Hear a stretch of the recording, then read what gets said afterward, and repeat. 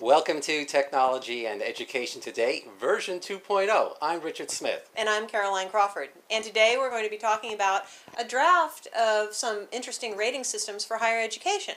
Yeah, proposed by the United States Department of Education in the effort to assure students that they can spend their money for tuition at institutions which will give them the best bang for the buck, so to speak. Absolutely, and there's nothing wrong with having, much like we have the Rate My Professor and different websites that offer evaluations of the faculty, there's nothing wrong with offering an evaluation of the quality of degree programs. Well, there's certainly no lack of organizations that rate qualities of degree programs. You've got United States News and World Report. You've got a variety of other institutions that do this, consistently rate colleges and universities. And interestingly enough, if you follow the ratings, you'll find that a college or university that's ranked, let's say, number 26 in one ranking is rated number 45 in another. So I don't Absolutely, depending upon what they're actually looking at, it depends upon precisely. where you fall in the rating. And let's take a look at what the Department of Education would like to look at or devise ways of looking at it. I think the first... I like the fact that they're actually focusing upon the coursework. It's not how much the grant money that the faculty members bring in or the amount of service, but actually how the quality of the courses. Let's take a look. See, okay. So the evaluations of the performance of colleges and universities, which I just happen to have here on my clipboard. Hey, it matches so that me. The financial aid, and this is the key to this thing, the Department of Education wants to allocate financial aid, would be, number one, would be tied in some measure of the performance of the student investment. In other words, what does the student get out of investing this, his or her money in the tuition? And basically that boils down to it's going to be aligned in some way with how much the student makes after graduation. This is a novice person, someone who just obtained a degree and is going out in the field. Yeah, and which will be a lower salary rate, one would imagine. Well, than but they'll all be compared across the board for how much money that the students make. So you pay, let's say, $35,000 a year for your degree in a particular area, and maybe you're making $65,000 from one school, and another school's graduates make $100,000 a year. I think that's seemingly what they're going after. And the second principle is to promote innovation and competition by putting the spotlight on college performance, highlighting colleges where innovations are enabling students to achieve good results, and allowing, I guess, colleges and universities to flexibly or deal or be very flexible in how they come up with innovations and getting students to achieve well at colleges. The third one is that it has nothing very much to do with academics. It is ensuring that student debt remains affordable with caps on payments as a percentage of income. But it's the first two, I think, that are... most directly address our situation. Most directly address it. And what I think... I'm curious, if you, for example, my bachelor's, I focused on English. How do you obtain a degree in English and come out with a job?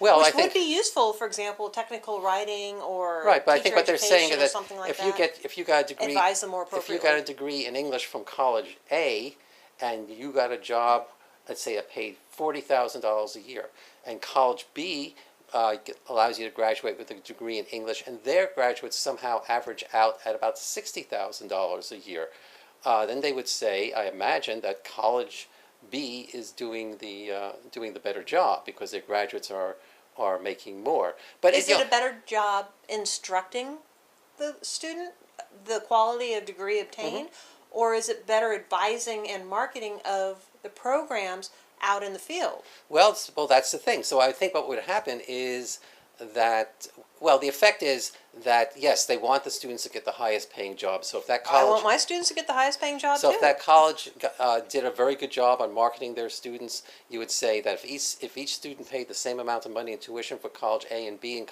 graduates of college B got higher paying jobs in their field because of the marketing, well, then college B would be the place to go, irrespective of whether you might be taught better in college A, or perhaps college A would say, well, we want our graduates really to do more public service types of Sure. things. And that would be across the board for any subject area. So I can see where this type of emphasis on how much the students make on a job afterwards could really skew the type of education that they're getting into in the colleges. Is much like in the K through 12 with No Child Left Behind, with the emphasis being on test results.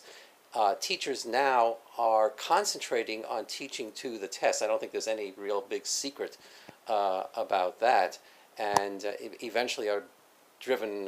To some degree, most teachers are teaching to the test. Yes, and if they receive federal funding. Right, and that's exactly right. And what happens is pressure goes on teachers to teach to the test. Pressure is on the administrators to make certain that their teachers are teaching to the test, or if they won't say teaching to the test, but making certain that they're teaching their students as best as possible so that they achieve the highest results on But the test. that was an unintended outcome that anyone in education would have recognized, but let's say a lawmaker might not have realized, oh, well, that would be the unintended Absolutely, outcome absolutely true. So achieved. now you've got a whole industry now of getting That's students teachers to teach to the test and assisting them to do that. And you could see where the same thing would happen at the college level, where Could the potentially happen. professors would be under the gun to make certain that they are teaching their students information that would get them the highest paying jobs as possible, rather than making certain that they are as well educated in a particular field as they can be. So that's Well, and one could potentially argue a problem. that they should go together. Being very well educated should align nicely with obtaining the job that one desires. The whole the salary allocation, I'm not sure that the job one requires and a higher salary allocation necessarily align. I think you're absolutely correct. It's Really? Yes, but I think in this case, this type of interference on the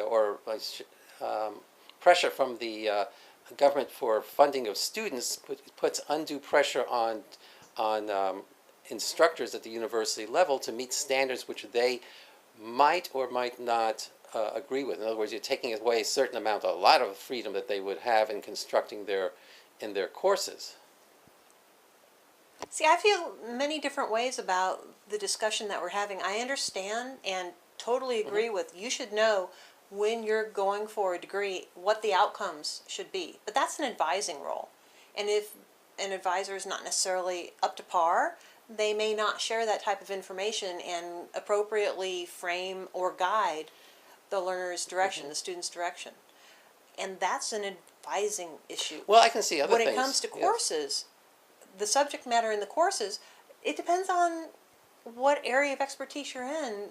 In our field, I find it to be natural. Yes, whatever you're doing in this course should directly align with something that you can achieve in the professional environment. But we're at the graduate. But I think, level. look, this is, when I look at it, I say, if I'm in a college that emphasizes public service, and I teach have the same majors or what have you, if my students go into public service, they work for volunteer organizations or work for government organizations, they are not going to make as much money as people in the private sector, and that is going to lower their rating as far as this type of system is that concerned. may have been one of the reasons that these people chose to go to that university, was because of the social mission and the desired outcome. Right, So, and so what would happen?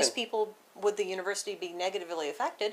Because that is their mission, and Yes. that is the And type of person that desires to go there. And I think that mission would be negatively effective. And once more, we've reached the end of this show. We've reached the end of technology and education today. Service. Version 2.0. I'm Richard Smith. And I'm Caroline Crawford. Bye.